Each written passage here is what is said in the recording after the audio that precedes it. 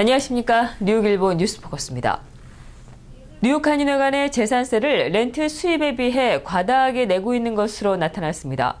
회관의 실제 렌트 수입은 40여만 달러인데 79만 달러가 뉴욕시 빌딩국에 보고된 것입니다. 이는 32대 뉴욕 한인회 한창현 회장 때 렌트 수입이 높게 책정된 것인데요. 이로써 뉴욕 한인회관은 안 내도 되는 세금을 그동안 더 낸 셈이 되었습니다. 김민선 34대 뉴욕 한인 회장은 이를 바로잡기 위한 노력을 시작했습니다. 김민선 회장과의 전화 인터뷰를 통해 관련 내용 전해드리겠습니다.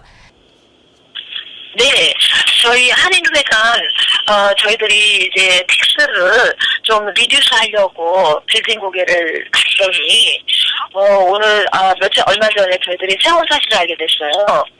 그 한인회관은 지금 겨우 40만 불이다가 이런 인컴이 렌털 인컴이요. 최근에 이제 50만 불이 됐는데 어떻게 된 것이 우리 한인회관 렌털 인컴이 빌딩국에 79만 불로 이렇게 보호가 돼 있습니다. 그래서 이게 언제적부터 이렇게 된 건지 한창현 회장님 때 79만 불로 보호를 했네요.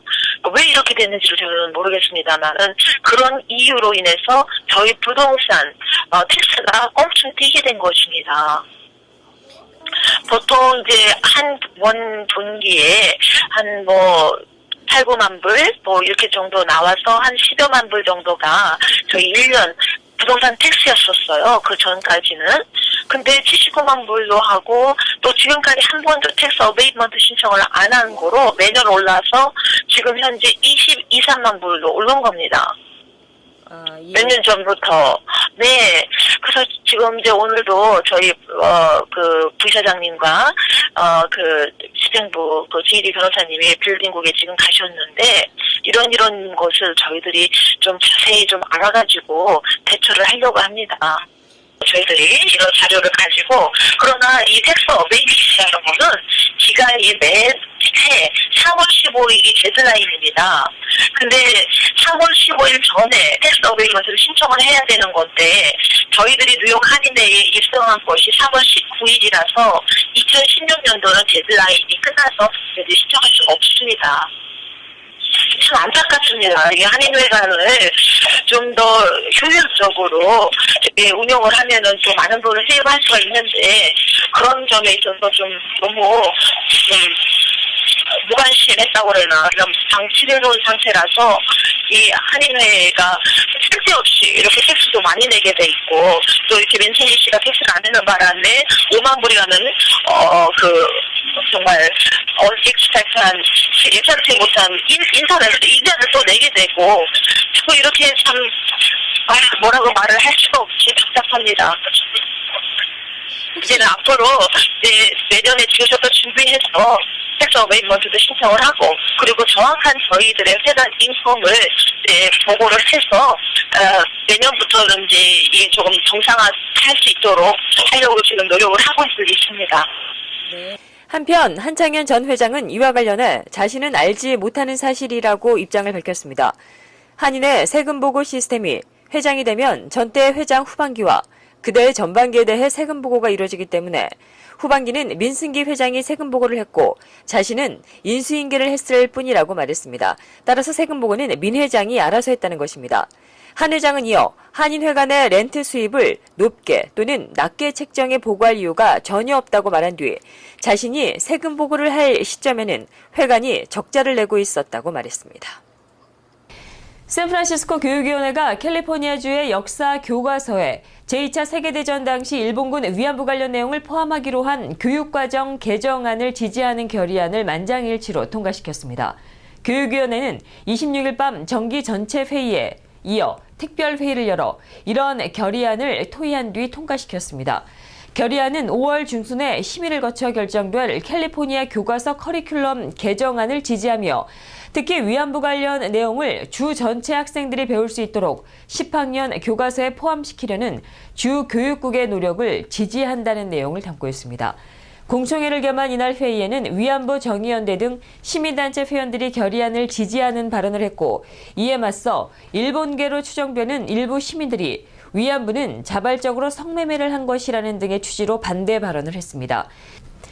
회의를 참관한 손성숙 위안부 정의연대 교육위원회 공동의장은 일부 극우주의자들이 조직적으로 반대운동을 벌이면서 공청회에 나타낸 거짓 주장을 계속해서 펴왔다며 5월에 주교육부가 개정안 심의를 할 때까지 면밀히 지켜봐야 한다고 말했습니다.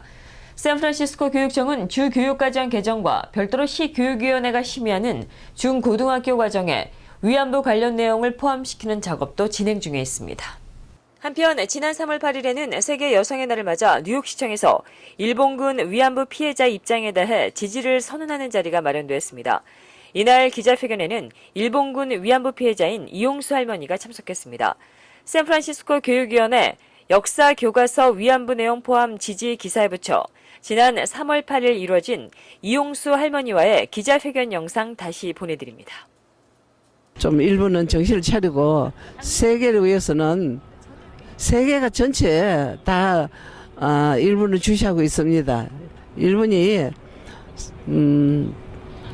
공식적인 사죄하고 법정 배상을 해야만 이 세계가 평온하게 됩니다. 성폭력 뿌리를 뽑습니다. 일본이 해결하면 이거는 반드시 일본이 해결해야 된다고 생각합니다. 미 대선 경선의 민주공화 선두주자인 힐러리 클린턴 전 국무장관과 도널드 트럼프가 27일 사실상의 본선 싸움에 돌입했습니다. 전날 승부처로 꼽혔던 동북부 5개 주 경선에서 나란히 대승을 거둔 두 주자는 자신을 사실상의 대선 후보로 자리매김한 뒤 서로를 향한 양보 없는 공방전의 포문을 열었습니다. 각 당의 공식 경선 레이스는 6월까지 진행되지만 5개 주 경선의 압승으로 클린턴 전 장관은 사실상 민주당 대선 주자의 지위를 굳혔고 트럼프 역시 자력으로 후보가 될 가능성을 크게 높인 상황입니다.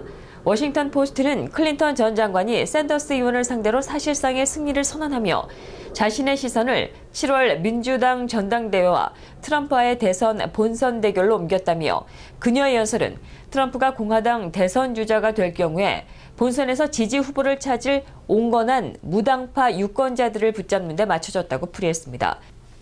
의회 전문 매체인 더힐은 트럼프가 국면을 경선에서 본선으로 신속히 바꿔 클린턴 전 장관에 대한 공세를 시작했다고 전했고 AP통신은 클린턴 전 장관 역시 이제 트럼프로 초점을 돌리기를 원한다고 보도했습니다.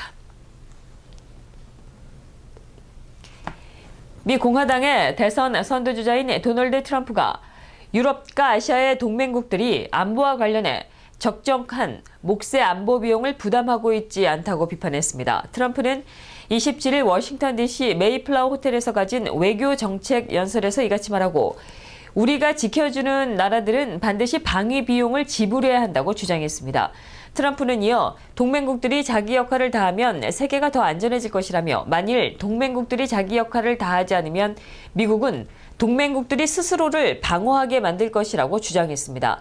그는 특히 북한은 통제 불능이어서 중국이 경제력 행사를 하는 등 압박을 가해야 한다고 요구했습니다. 트럼프는 미국 우선 정책이 나의 외교 정책의 핵심이라며 이것을 기준으로 모든 것을 판단할 것이라고 말했습니다.